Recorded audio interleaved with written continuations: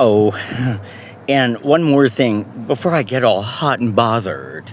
I'm going to need to change the range of 5G because obviously those satellites are a little bit higher up than 50 miles in the air, aren't they?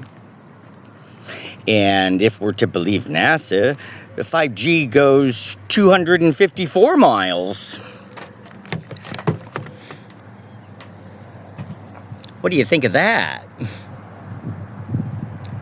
Or how about those nice artist renderings of Pluto? Do you think microwaves go 3 billion miles? Come on. Oh, and while we're discussing the truth,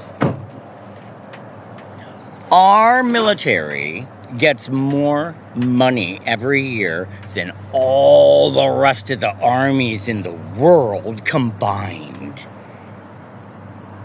So we'll see how long this little war goes on. What, you guys can't win? What's your problem? Wake up, America.